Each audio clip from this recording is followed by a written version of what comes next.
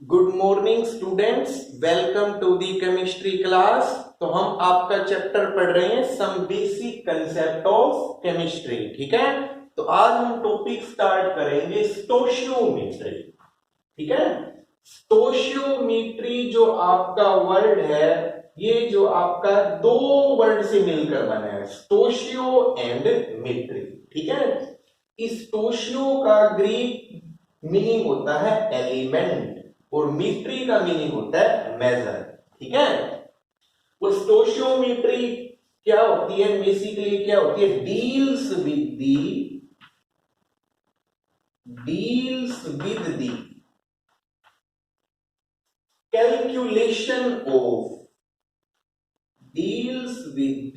Calculation of mass,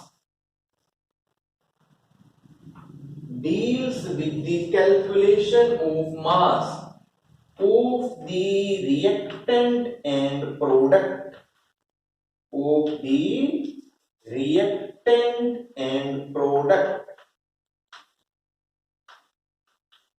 in a chemical reaction. Reactant and product involved in a chemical reaction.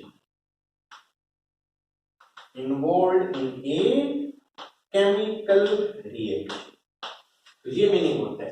क्या? तो stoichiometry आपका दो word से मिलकर बना है। स्टोशियो का मीनिंग होता है एलिमेंट, ठीक है, मीट्री का मीनिंग होता है मेजर। ये किसको मेजर करता है? मास को मेजर करता है। ठीक है, फॉर एग्जाम्पल कोई भी आपकी बैलेंस केमिकल इक्वेशन है, केमिकल रिएक्शन है, एक आपका रिएक्टेंट है और एक आपका प्रोडक्ट है, तो ये क्या बताएगा कि रिएक्टेंट का आपका मास कितना है, प्रोडक्ट का मास कितना है। ठीक है, उसकी कैलकुलेशन को मेजर करेगा। ठीक है, इसको एक आप एग्जांपल से समझो, इनका मीनिंग क्या होता है। ठीक है, देखो मैं एक इक्वेशन लिख रहा हूं, वहां से समझना।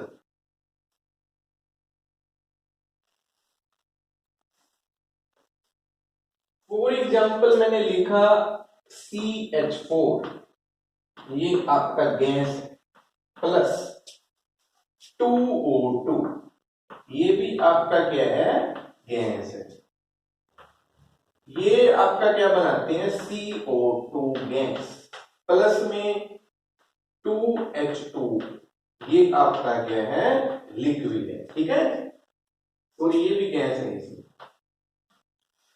दिस इज, ये देखो, ये बेसिकली कौन सी रिएक्शन है, combustion reaction.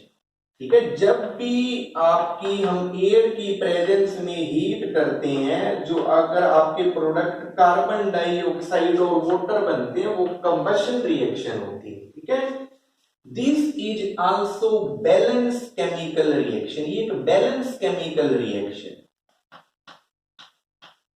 Balance chemical reaction. ठीक है, और जो आपका ये लेफ्ट हैंड साइड पे आता है, इसको क्या बोलते हैं, रिएक्टेंट, इसको क्या बोलते हैं, रिएक्टेंट। और जो ये राइट हैंड साइड पे आता है, इसको क्या बोलते हैं, प्रोडक्ट, इसको क्या बोलते हैं, प्रोडक्ट। ठीक है, अब इसमें इंपॉर्टेंट चीज क्या है, अब CH4 का जो यहाँ कोफिशिएंट है, ये यहाँ क्या है, 1 है। ऑक्सीजन के आगे क्या लगा हुआ है, 2 लगा हुआ है। कार्बन डाइऑक्साइड के आगे क्या है, 1 है। वाटर के आगे क्या है, 2 है। ये जो आपके CH4 है, ये इसका मीनिंग क्या है कि इसके नंबर ऑफ मोल्स 1 है। ऑक्सीजन के नंबर ऑफ मोल्स आपके 2 हैं। कार्बन डाइऑक्साइड के नंबर ऑफ मोल्स आपके 1 हैं। वाटर के आपके नंबर ऑफ मोल्स 2 हैं। ये जो आपका 1 है, 2 है, यहाँ 1 है, यहाँ 2 है, इनको बोलते हैं स्टोशियोमेट्रिक कोफिशिएंट। क्या बोलते हैं, स्टोशियोमेट्रिक कोफिशिएंट। ठीक है, इनको बोलते हैं स्टोशियोमेट्रिक कोफिशिएंट। ठीक है, जो आपको ये क्या बताते हैं, इसको आप ऐसे भी बोल सकते हो, 1 mole of methane react with the 2 mole of oxygen give the 1 mole of carbon dioxide and 2 mole of water।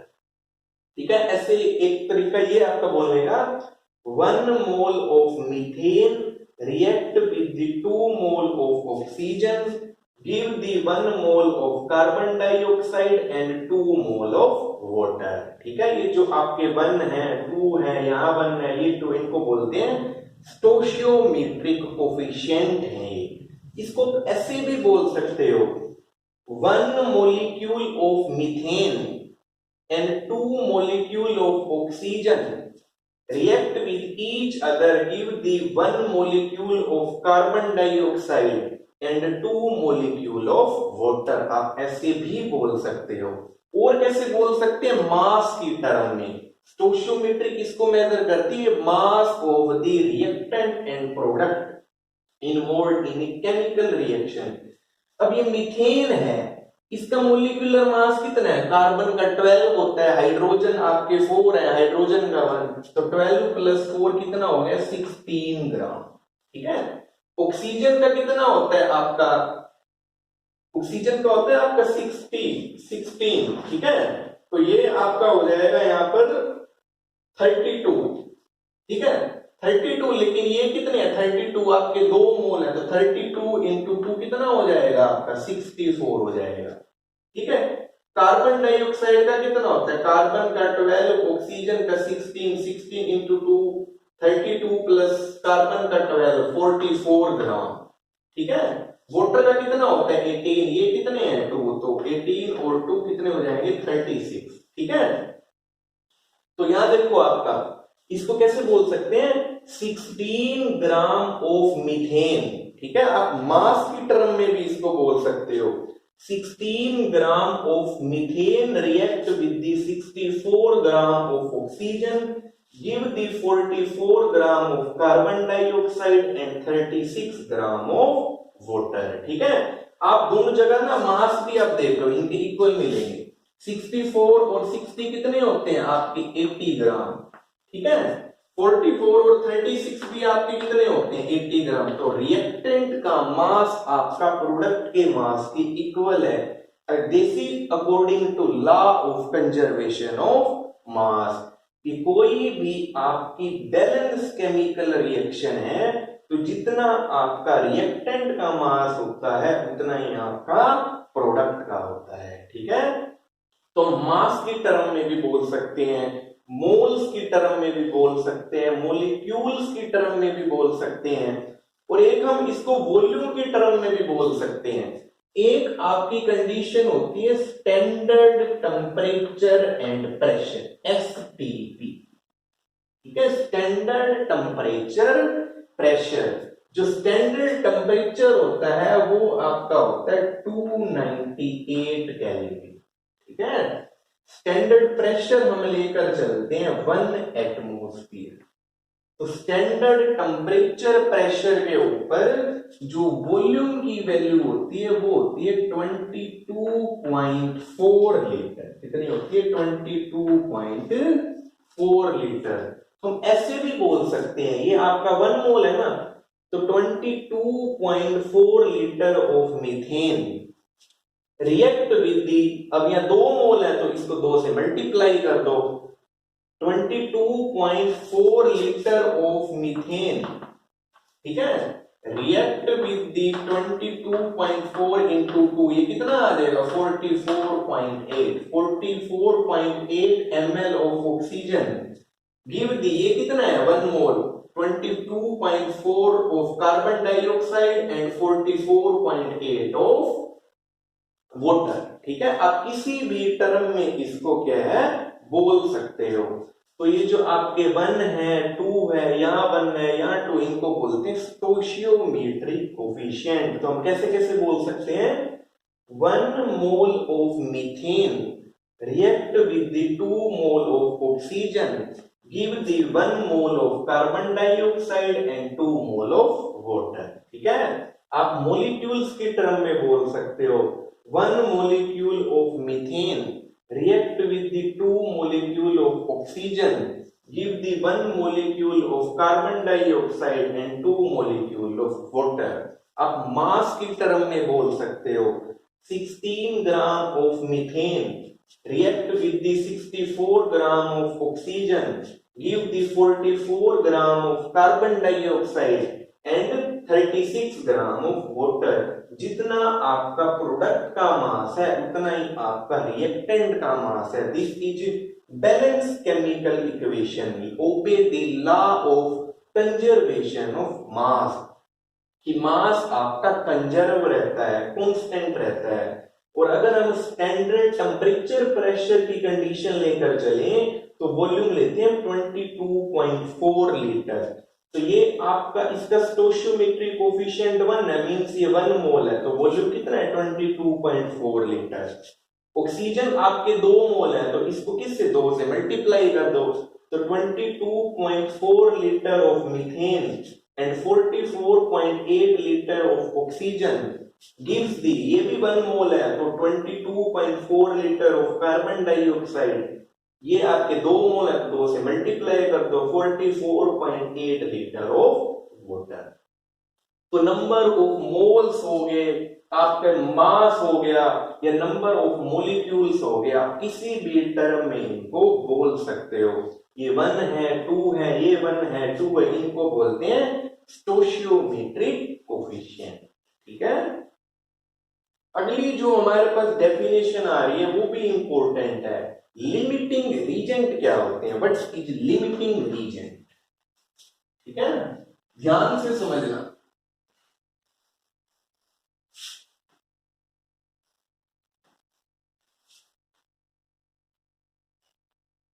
अगली हमारे पास डेफिनेशन है, व्हाट इज लिमिटिंग रीजन। ठीक है, वेरी वेरी इंपॉर्टेंट। आपसे ये कोई आपका प्रैक्टिकल वाइवा में जरूर पूछ सकते हैं। ठीक है, ये प्रैक्टिकल की चीज है, लिमिटिंग रीजन। और 1 नंबर में आपसे एग्जाम में क्वेश्चन भी आ सकता है। ठीक है, लिमिटिंग रीजन, देखो नाम से ही क्लियर है, लिमिटिंग का मतलब क्या होता है, लिमिट लग जाना। ठीक है, यहां किसकी लिमिट लगेगी, हम यहां क्या पढ़ रहे हैं, केमिस्ट्री में क्या पढ़ते हैं, केमिकल रिएक्शंस के बारे में पढ़ते हैं कि रिएक्टेंट आपका किस में कन्वर्ट होता है, प्रोडक्ट में कन्वर्ट होता है। तो लिमिटिंग रीजन क्या होते हैं, which limit the amount of product flow, which limit the amount of product flow, which limit the amount of product form। जो आपका रिएक्शन है, रिएक्टेंट से आपका प्रोडक्ट बन रहा है, प्रोडक्ट की अमाउंट को लिमिट कर दे। ठीक है, इतना ही बनेगा प्रोडक्ट, इससे ज्यादा नहीं बनेगा, एक लिमिट आ जाए, तो उस टाइप के रीजन को लिमिटिंग रीजन बोलते हैं। ठीक है, इसको एक एग्जांपल से समझो। जैसे देखो, मान लो ये A प्लस B, ये आपके दोनों रिएक्टेंट हैं, ये मिलकर आपका प्रोडक्ट बना रहे हैं। ठीक है, आपने रिएक्शन करी, A और B को मिक्स करा और आपका प्रोडक्ट फॉर एग्जांपल कोई C बन रहा है। ठीक है, मान लो मैंने रिएक्शन में क्या करा, A को तो मैंने ले लिया, मैंने ऐसे लिया कि A को मैंने ले लिया 20 मिलीमोल, कितना ले लिया, इसको मैंने 20 मिलीमोल ले लिया। ठीक है, इसकी क्वांटिटी को। B को मैंने ले लिया, कम ले लिया, B को मैंने ले लिया 10 मिलीमोल, कितना ले लिया 10 मिलीमोल। ठीक है, मैंने एक रिएक्शन करी, A और B को मिक्स करा, तो आपका कोई प्रोडक्ट C बनेगा। आपने A को ले लिया थोड़ा सा ज्यादा 20 मिलीमोल, B को ले लिया 10 मिलीमोल। ठीक है, जब आपकी ये रिएक्शन स्टार्ट होएगी तो क्या होगा, B आपका क्या है, जल्दी कंज्यूम हो जाएगा, B आपका क्या हो जाएगा, कंज्यूम हो जाएगा आफ्टर सम टाइम।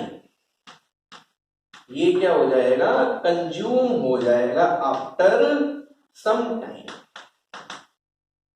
क्योंकि बी की अमाउंट आपने क्या है कम ली है, 10 मिलीमोल ली है, तो जब रिएक्शन स्टार्ट होगी तो ये बी आपका ए के कंपैरिजन में क्या जल्दी कंज्यूम हो जाएगा, खत्म हो जाएगा।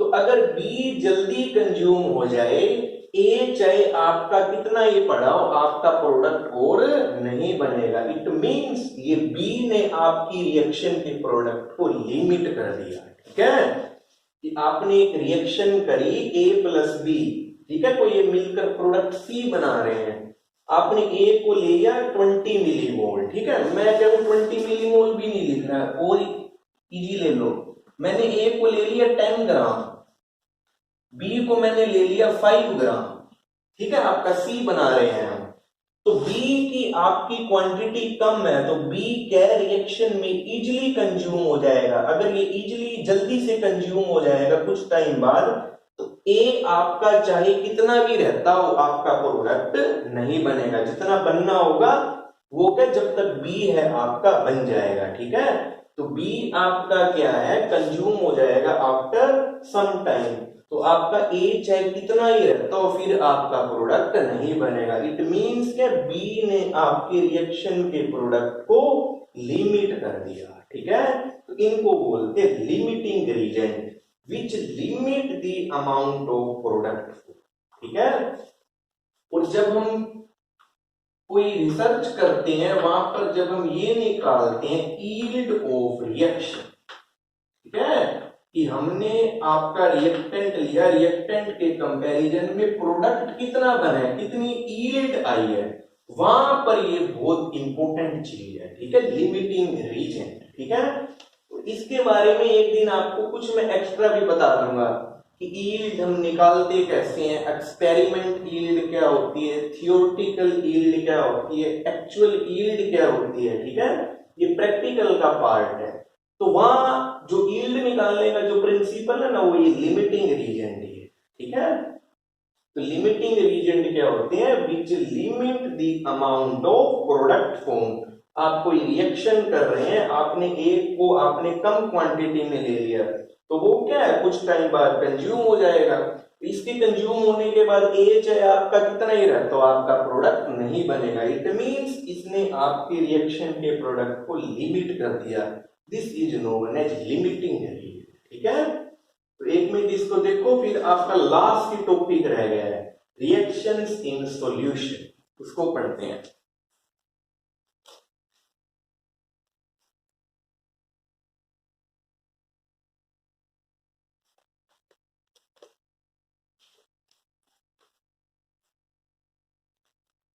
अब हम आपका चैप्टर का लास्ट टॉपिक पढ़ते हैं। ठीक है, फिर ये चैप्टर आपका फिनिश हो जाएगा, और वो टॉपिक वेरी वेरी इंपॉर्टेंट है। आप लैब में काम करोगे, सॉल्यूशन को कैसे बनाते हैं इसमें आपको मैं वो सिखाऊंगा। ठीक है, इसको ध्यान से समझना। तो सबसे पहले तो आपको ये पता होना चाहिए सॉल्यूशन क्या होता है। ठीक है, ये आपने प्रीवियस क्लासेस में भी पढ़ा होगा। सॉल्यूशन क्या होता है, homogeneous mixture, homogeneous mixture of two or more component, homogeneous mixture of two or more component. ठीक है, इसको क्या बोलते हैं, इज नोन एज सॉल्यूशन। ठीक है, होमोजीनियस मिक्सचर, होमोजीनियस मिक्सचर का मीनिंग क्या है कि आपका कंप्लीटली डिसोल्व हो जाए, आपका कंप्लीटली डिसोल्व हो जाए, या यू कैन से दैट आपका वन फेज बन जाए, वन फेज बन जाए। ठीक है, तो सॉल्यूशन क्या होता है, homogeneous mixture of two or more component is known as solution. ठीक है, और ये जो कंपोनेंट होते हैं सॉल्यूशन के कौन कौन से होते हैं, एक होता है आपका सोल्यूट, एक होता है आपका सोलवेंट, एक आपका क्या होता है सोलवेंट। सोलवेंट आपका क्या होता है, जो लार्ज क्वांटिटी में प्रेजेंट हो, लार्ज अमाउंट में प्रेजेंट हो, ठीक है, या हिंदी में यूं समझ लो जिसमें घुला जाए, ठीक है, जिसमें किसी चीज को डिसोल्व किया जाए। और सोल्यूट क्या होता है, जो लेस अमाउंट में, लेस क्वांटिटी में प्रेजेंट हो, ठीक है, ये ऐसे समझ लो जिसको डिसोल्व किया जाए, जिसको घोला जाए, ठीक है। फॉर एग्जाम्पल इसको ऐसे समझो जैसे आपका शुगर सॉल्यूशन है, ठीक है, शुगर सॉल्यूशन में आपका क्या क्या है, sugar plus water, sugar plus water, ठीक है। तो इसके अंदर क्या है, शुगर आपका सोल्यूट है और वाटर आपका सोलवेंट है। शुगर को आप डिसोल्व करते हो, किसमें करते हो, वाटर में करते हो। वाटर की क्वांटिटी ज्यादा होती है, वाटर की अमाउंट ज्यादा होती है, शुगर की कम होती है। तो शुगर आपका सोल्यूट है, वाटर आपका सोलवेंट है। तो सॉल्यूशन क्या होता है, homogeneous mixture of two or more component is known as solution. इनके दो कंपोनेंट है, एक सोल्यूट और एक सोलवेंट। सोल्यूट आपका जिसको घोला जाए, जो लेस क्वांटिटी में प्रेजेंट हो। सोलवेंट जिसमें घोला जाए, जो लार्ज क्वांटिटी में प्रेजेंट हो। For example in sugar solution, sugar is solute and water is solvent, ठीक है। तो अब हम कुछ कंसंट्रेशन टर्म्स के बारे में पढ़ेंगे। मोल फ्रैक्शन क्या होता है, मोलैरिटी क्या होती है, मोलैलिटी क्या होती है, नॉर्मेलिटी क्या होती है, मास परसेंटेज क्या होता है, ठीक है, इनके बारे में पढ़ेंगे। और ये सब चीज आपकी इंपॉर्टेंट है। आप लैब में जाओगे, लैब के अंदर आपको सॉल्यूशन बनाने आने चाहिए। अगर वो आपको सॉल्यूशन बनाने आएंगे तभी आप प्रैक्टिकल कर पाओगे, नहीं तो नहीं कर पाओगे। तो ध्यान से समझ लो कि सॉल्यूशन बनते कैसे हैं, ठीक है। तो इसके अंदर आपकी सबसे जो पहले जो डेफिनेशन आ रही है वो है मास परसेंट। ये आपकी पहले भी आई हुई है, ठीक है। और इनके जितने भी आपके जो न्यूमेरिकल है ना इस टॉपिक के, आपको सारे करने हैं, चाहे आपके एनसीईआरटी की बुक में है, चाहे प्रदीप की बुक में है, क्योंकि कंपटीशन में पूछे जाते हैं। तो पहली आपकी डेफिनेशन है मास परसेंट। ये आपको मैंने प्रीवियस वीडियो में भी बताया था कि मास परसेंट का क्या फॉर्मूला होता है। इसका क्या फॉर्मूला होता है, mass of solute, mass of solute divided by में mass of solution, divided by में मास ऑफ सॉल्यूशन इनटू में 100, इनटू में 100। तो मास परसेंट को हम ऐसे निकालते हैं, मास ऑफ सोल्यूट डिवाइडेड बाय में मास ऑफ सॉल्यूशन इनटू में 100, ठीक है। इसका देखो एक न्यूमेरिकल दे रखा है 1.6 problem. A solution is prepared by adding 2 gram of substance, 2 gram of substance A to 18 gram of water. Calculate the mass percent of solute. आपको क्या दिया हुआ है कि 2 ग्राम ऑफ सब्सटेंस ए, उसको किसमें डिसोल्व किया हुआ है, 18 ग्राम ऑफ वाटर में। तो यहाँ वाटर क्या है आपका, सोलवेंट है। ये जो सब्सटेंस ए है ये क्या है आपका, सोल्यूट है। स्टेटमेंट को पढ़ते ही आपको पता लग जाएगा सोल्यूट कौन सा है, सोलवेंट कौन सा है। अगर आपको सोलवेंट ना दे रखा हो तो अंडरस्टूड है आपको वाटर ही लेना है, ठीक है, नहीं तो आपको दिया मिलेगा। अब कहता है कि ये मास परसेंट ऑफ सोल्यूट बताओ। तो फॉर्मूला लगाओ, मास ऑफ सोल्यूट कितना है, mass of solute 2 divide by mass of solution. 2 ग्राम आपका, 2 ग्राम आपका सोल्यूट है, ये सब्सटेंस ये है, और 18 ग्राम वाटर है। तो मास ऑफ सॉल्यूशन क्या बन जाएगा, 2 प्लस 18, ठीक है, सॉल्यूशन का इनटू में 100 हो गया ये। 2/20 इंटू में 100, तो ये कितना आ जाएगा 10%, कितना आ जाएगा 10%, ऐसे निकालते हैं। ठीक है, तो ऐसे आपको सिंपल से इनके न्यूमेरिकल मिलेंगे कि मास परसेंटेज को कैसे कैलकुलेट करते हैं। तो सिंपल फॉर्मूला लगाना है, mass of solute divided by mass of solution into में 100। ठीक है, अगली डेफिनेशन है मोस्ट इंपोर्टेंट है, मोल फ्रैक्शन। ठीक है, मोल फ्रैक्शन क्या चीज होती है, इसको देखो ध्यान से।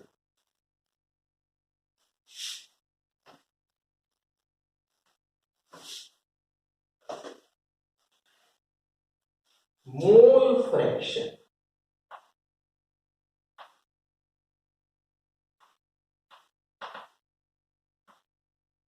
मोल फ्रैक्शन को हम लिखते हैं एक्स से। किससे लिखते हैं, एक्स से इसको डोनेट करते हैं। ठीक है, इसकी डेफिनेशन आपकी क्या है, it is the ratio,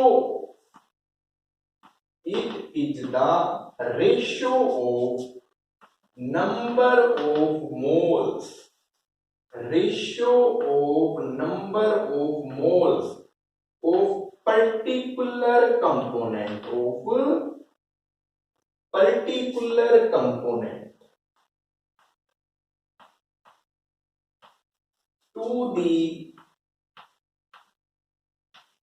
total number of moles, to the total number of moles of solution। अब इसको समझो, इसका मीनिंग क्या है। मोल फ्रैक्शन क्या है, ये रेशियो है। ठीक है, किसका रेशियो है, नंबर ऑफ मोल्स का। किसके नंबर ऑफ मोल्स का, number of moles of particular component to the total number of moles of solution. For example, आपका सॉल्यूशन आपके दो कंपोनेंट से मिलकर बना है। सॉल्यूशन के अंदर एक कंपोनेंट ए है और एक कंपोनेंट बी है। ठीक है मैं कह दूं नंबर ऑफ मोल्स ऑफ ए के एन ए हैं, स्मॉल एन ए। ठीक है, और बी के number of moles N B है। ठीक है, तो मोल फ्रैक्शन ऑफ ए का मीनिंग क्या है, मोल फ्रैक्शन ऑफ कंपोनेंट ए, इसका मीनिंग क्या है कि number of moles of particular component. आपको मोल फ्रैक्शन ऑफ ए बताना है, तो इसके टोटल नंबर ऑफ मोल्स कितने हैं, N A divided by ratio है ना, total number of moles of solution. Total number of moles of solution क्या बन जाएंगे, N A plus N B, ऐसे कैलकुलेट। ठीक है, कि आपके सॉल्यूशन के अंदर दो कंपोनेंट हैं, एक है ए, एक है बी। ए के number of moles N A, एक के number of moles N B. तो अगर आपको मोल फ्रैक्शन ऑफ ए बताना है, तो क्या बनेगा कि total number of moles of A कितने हैं, डिवाइडेड बाय में total number of moles of solution. Solution के अंदर कितने कंपोनेंट है, दो है, ए और बी, दोनों को ऐड कर दो, N A plus N B.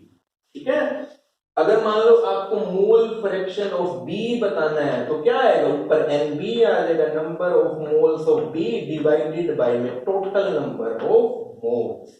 This is mole fraction of B. ठीक है, और एक इनके बीच इंपॉर्टेंट रिलेशनशिप क्या है कि जो मोल फ्रैक्शन का आपका सम है हमेशा इक्वल टू 1 होता है। कितना होता है, 1 होता है। और ये चीज कई बार एंट्रेंस में पूछ लेते हैं। ठीक है, अगर मान लो आपने एक कंपोनेंट का मोल फ्रैक्शन निकाल लिया, तो दूसरे का आप ऐसे भी निकाल सकते हो, 1 माइनस एक्स ए कर, ये भी एक रिलेशन।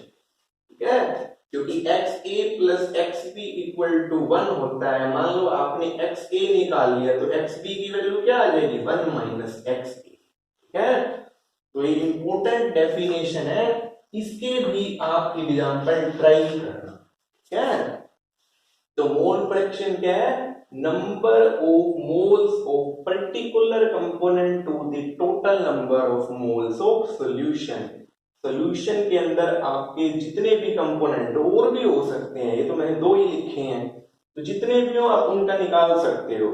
ए का निकालना है तो एन ए डिवाइडेड बाय में Na प्लस Nb, बी का निकालना है तो Nb डिवाइडेड बाय में total number of moles of solution, दोनों का सम आपका हमेशा 1 होता है। ठीक है, फिर आ रही है एक और important definition, molarity, very very important. ठीक है, ये आपकी यूज होती है मोस्टली सॉल्यूशन बनाने में, मोलैरिटी। इसको ध्यान से समझो, मोलैरिटी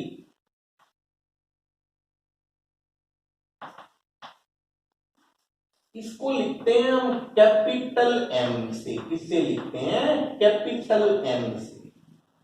ठीक है, मोलैरिटी की डेफिनेशन क्या है? मोलैरिटी इक्वल टू दी, इसका फॉर्मूला क्या होता है?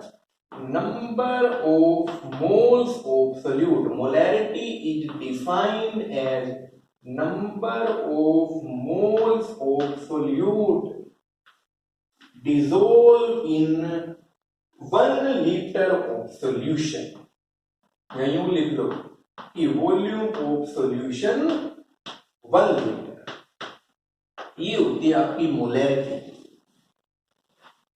Molarity is denoted by the capital M, defined as number of moles of solute dissolve in the 1 litre of solution. ठीक है, कि 1 लीटर ऑफ आपका सॉल्यूशन है, उसके अंदर कितने number of moles of solute present है, दैट इज मोलैरिटी। फॉर्मूला क्या है? Number of moles of solute divided by में volume of solution in litre. ये वॉल्यूम ऑफ सॉल्यूशन लीटर के